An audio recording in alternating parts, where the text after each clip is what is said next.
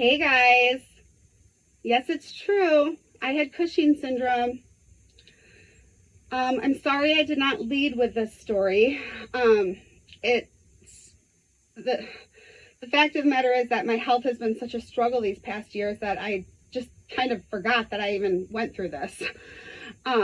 So that's the truth of the matter is that I kind of panicked on Saturday. I was texting with a cousin of mine and I said, I have to tell the channel that I had Cushing's, and even she was like, oh yeah, you did have that. So that just goes to show that I've just gone through so much. I kind of forgot that I even went through this. So we're getting into it today. So grab your coffee. It's going to be a story time. We're getting into it. And it's all related to everything that I've been through recently, the hip and everything. So we're getting into it. Okay. A little disclaimer before we get into this story. Okay. I made this channel with an intention, and I am disclosing this to you guys because I think it's fair, because I want to tell you guys that I did have this condition in case it is related to how fast the weight came off when I did lose the 100. And then now that I'm picking this up again, and some of you guys might be following along, and I don't know how fast now that I'm picking this up again, the weight will come off again. I think it's fair that I tell you guys this because I don't ever want to be accused of not sharing anything. So I have my laptop here with some notes if you see me doing that. But the one thing that I want to build this channel on being a place of coming for people to come to get stories of positivity and triumph over adversity. I'm not looking to build this channel to be a place of negative crap or pity party stuff, or a place of I'm not looking for it to be a place of like medical diagnosis excuses for obesity. I think that we all know that there's enough of those places on the internet, and I'm not going to name where they are, but I think we all know where they are. So if you're looking for that, there's other places for you. I'm looking to build something else here. Because there's a lot of people needing joint replacements that need that positivity that they can lose weight to get their joint replacement. And that's what I'm looking to do here. And also, now this new community of Cushing's people, or, whatever. So that's what I'm looking to do here. So I'm not looking to,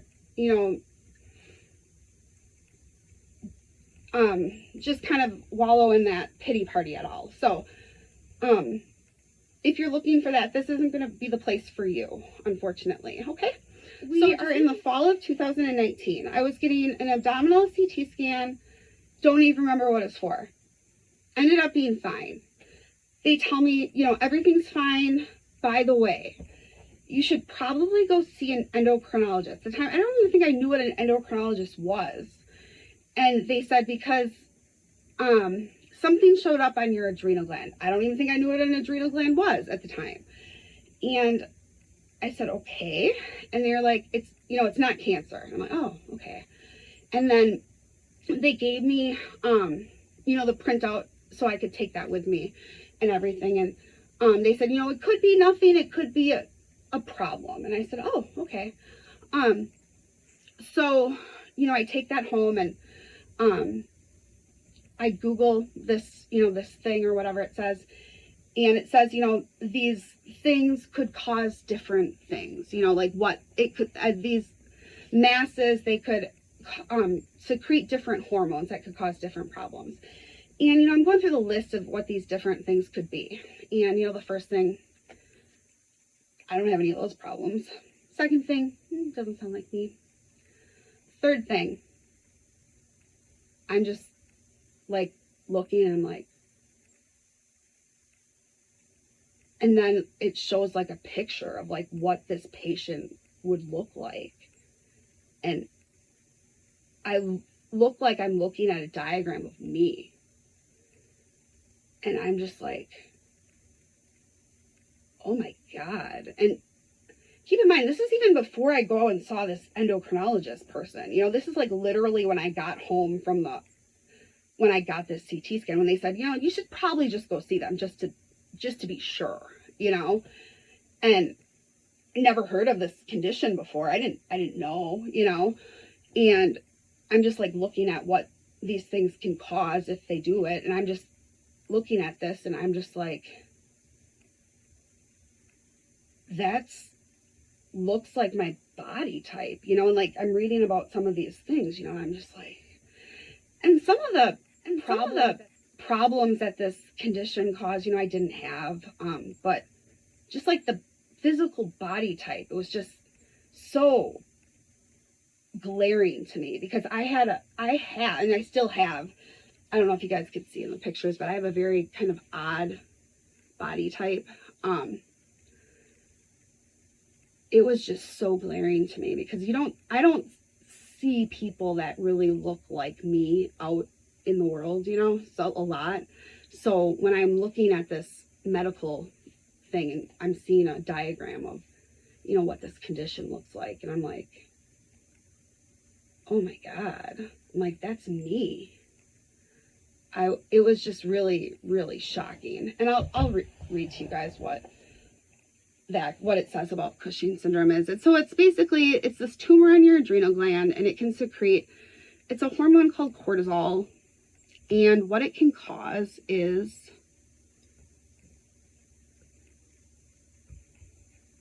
I'm pulling it up on my laptop. It's a hormonal disorder from prolonged exposure to high levels of the stress hormone cortisol, causing symptoms like weight gain, especially in the trunk and face, easy bruising, thin skin, high blood pressure, high blood sugar, fatigue, mood changes, or prolonged, and often due to pituitary or adrenal tumors or prolonged use of steroid medications. And it disrupts the body's metabolism, immune system, and blood pressure regulation, leading to serious health problems like diabetes, osteoporosis, if untreated. And then it gives some other issues. So I think from what if I'm remembering this correctly, I believe if it's a tumor on your pituitary, I think they call it Cushing's disease. And if it's on the adrenal, I think they call it Cushing syndrome. I think the most common one that everyone's remembering, I think, is Amy Schumer, and I think she had it just from the medication. I believe, if I'm remembering correctly. So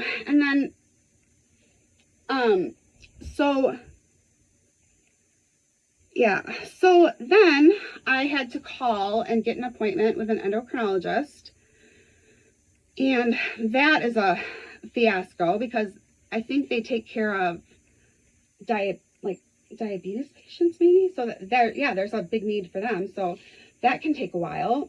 And so you go for that, and you know, cortisol, it's not just like a simple little, you know, like checking your A1C or whatever. It's something that throughout the day, you know, as you're go throughout the day, it can go up and down. So they want to make sure that you really have this, so they do multiple tests. And you take a medication to suppress it, and then they do like urine, you collect your urine like all day long, and then you do different like saliva tests and this and that. So that went on and on and on, just because, you know, they don't want to do surgery on you if you really don't have this.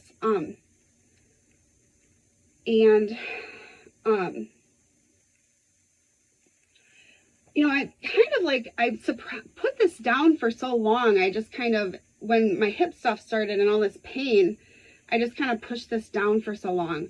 This is bringing back a lot of emotions and stuff. And keep in mind, we're talking fall of 2019. So when I had surgery, my recovery, I went back to work and everything in March of 2020. So what happened in March of 2020, guys? So right after when I went back to work, my mind went into something else, which is probably good for my mental health because I was preoccupied and I kind of went out of this. But this is taking me back right now, and I'm kind of experiencing a lot of, you know, what I was feeling back then a lot. So bear with me. So yeah, so I'm going through all of this stuff, and you're dealing with all of these what ifs of, in my situation, I'm, pondering this, questioning, um,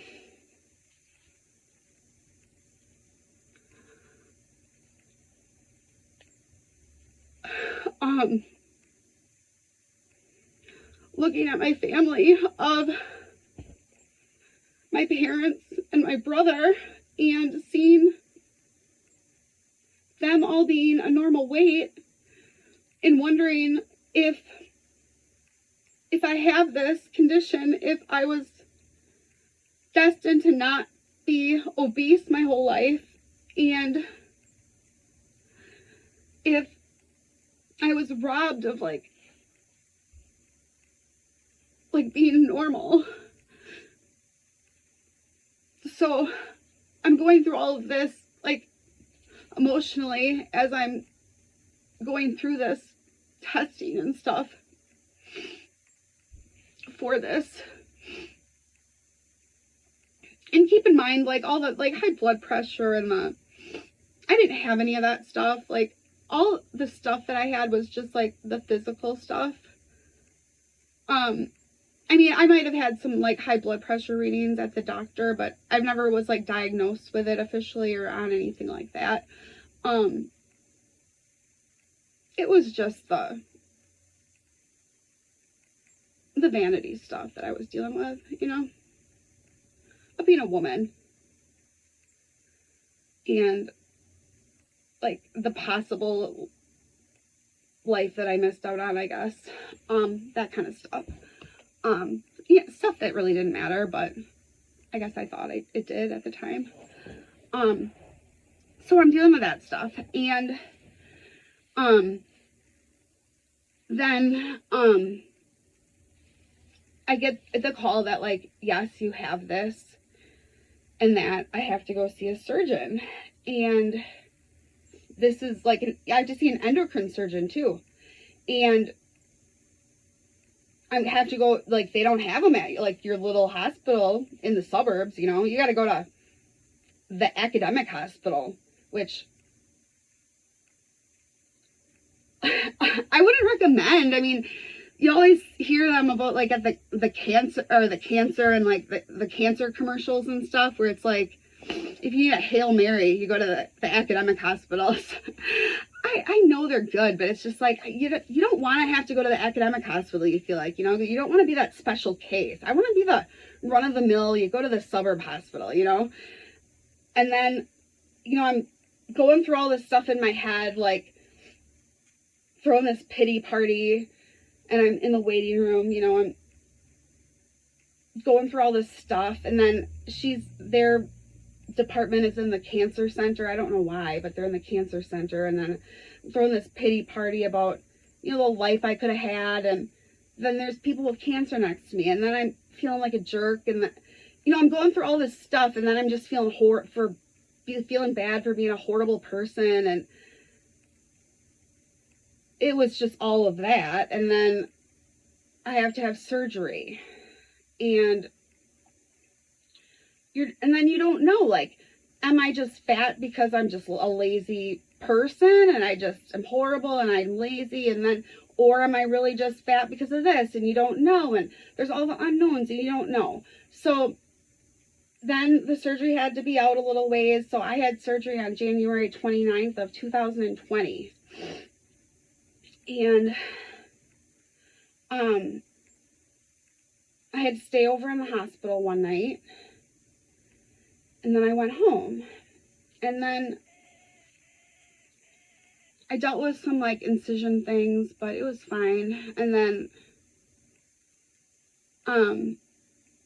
right when I went back to work was when the whole world shut down. So right when I was excited to, like, start, like, exercising and, like, see, like, what kind of results I could see, like, if this would change or whatever, like, what kind of change this would have on my life, like, the whole world shut down. So that really kind of messed everything up for me. And then I had like, and the thing is, I only had it, like, you have 2 adrenal glands there. I didn't get into all that, but you have on top of your kidneys. So you have 2 of them. And they check to make sure that, like, the other one picks up the, like, the functions or whatever of the other one. So within a month, like, the other one is picking up the function. So you don't need, like, any long-term, like, treatment or anything like that. So that was fine. Everything's fine. You don't need any, like, long-term care or anything. And they did, like, some, like, check, like, a bone scan, I think, to make sure that, like, I didn't have any bone issues from this. So I didn't have any, like, long-term problems from having this. So that was great. I'm pleased and happy and thankful that I didn't have any long-term issues from that. And, you know, I can live with the 1 adrenal gland. That's fine. No issues. I don't take medication or anything like that. So I'm really lucky with that. But then it's just that, like I said, we all know what happened in March of 2020. So I couldn't really exercise to pick up to see kind of what was going on. And then in my line of work at the time, we had a bunch of government things going on. I was working from home, and we had a bunch of government things come through where then we were extremely busy. So I was working a lot from home. So it's not like I could just, like, work out at home or really, like, go for walks or a lot. I was just working a lot of hours. So, and then, you know, everyone was, like, checking in, like, asking, like, how does it feel to be, like, normal and stuff? And I was saying, like, yeah, it feels great and this and that. But I really was kind of like, I was feeling, like, really achy and stuff, but I didn't really know. I was just kind of like, yeah, it feels great. But I just kind of summed it up to, like, you know, I was working from a new environment, and I thought maybe, like, my home office setup was not really the best for that, and working kind of crazy home office hours and stuff. But I was just kind of feeling, like, not great. But I was just, like, kind of saying, like, yes, it feels fine. And then, but I just kept feeling, like, worse and worse and worse as the time went on. And keep in mind, this was all caught by accident, but when I did my video the other day about the maintaining weight loss, you guys, I did this knowing that I was going to do the video about Cushing's because it's very important, because I've done weight loss journeys previously when I had Cushing's, but it was undiagnosed and I failed. So that's why I wanted to talk to you guys about this, because it's very important. Because you don't know what you don't know. And I had to work myself to an unattainable level where I was working myself to the point of getting overuse injuries where my body would start breaking down. And then I would have to back off, and then I would start gaining weight back. So one point I lost 70 pounds and I gained it all back. And then another point I lost 80 pounds and gained it all back. And I had Cushing's at the time and didn't know it. So that was a point where I wanted to talk to you guys about the weight loss maintenance, because it's so hard. Because, yeah, I had Cushing's and I didn't know that what I was doing to my body was not normal. That you shouldn't have to exercise to that point to keep weight off, and that your body's going to break down if you keep working it to that point. So, yes, that's why I want to talk to you guys about that. Because, yes, and if you've had a weight loss journey in the past and you failed and gained it back, it's okay, because I have too. Yes, I had Cushing syndrome and didn't know it, but it's okay. It doesn't make you a failure if you have to start again. I think it makes you a baddie, because it takes guts to start this over again, you guys. I did it. This is my 3rd time. And it takes guts to do this over again. So if you're going to start this over again, that is awesome. And I encourage it. And I want you to join this with me, because that is really cool. And winners do that. Quitters are the ones who, like, they fail at something and they don't start again. So I would encourage you to, if you're watching this and you're feeling bad because you maybe lost weight and gained it back, I want you to start again, because I did too. And I started again, so you can too. So, keep in mind, you know, the whole COVID thing, and I'm working from home, and I'm just feeling worse and worse and worse. And, I didn't lose a bunch of weight right away, but I guess my doctor said I didn't really need any follow-ups too much with the endocrinologist. I had like 1 or 2. And that was all that was required. And they said that, it's not really common to lose a bunch of weight after this. And I think with the status of the world, they said it wasn't, I guess they said it wasn't really, they said not to feel bad about that. So I was just kind of like, okay. So I didn't think too much about it. And then with my activity level, with COVID going on, I didn't really think much of it. So, but this is the thing, guys. This is all connected with my hips because of the fact that, I didn't know this at the time, but cortisol, I found out, is a potent anti-inflammatory. So I think that probably my hips were probably totally shot at the time that I probably had my adrenalectomy, or maybe not totally shot, but on their way. So that was probably acting like a high dose of ibuprofen all the time for me, kind of keep me going and maybe make me not feel the pain. And then when I had my surgery, and then to kind of, cut me off of that and get me at a normal level, I started feeling all of that like suddenly, like harshly, like suddenly at that point. So, and then for my activity level, because I wasn't able to really work out after that surgery because everything just hit me like suddenly after that. And that's kind of what took me then to that's where then the whole like rheumatoid arthritis thing started. And that's how I ended up having a hip replacement. I ended up getting to the hip replacement stage, but, and then there's another story time. We're pretty sure that I don't even have rheumatoid arthritis. It was probably just the need for a hip replacement, but we'll know for sure in February. But I'm not on rheumatoid arthritis medication anymore, so, which is good. I'd rather, the hip replacement is just something that you can have surgery and be fixed, and I'd rather do that than be on medication for my whole life. So that's good. But yeah, the human body is crazy. So I think that the takeaway from all of this is that, I've been through a lot, and I could sit and just, feel sorry for myself and just throw a pity party. But from everything that I've been through, I think that it has made me a better person, because I've always been a good person, but I have learned to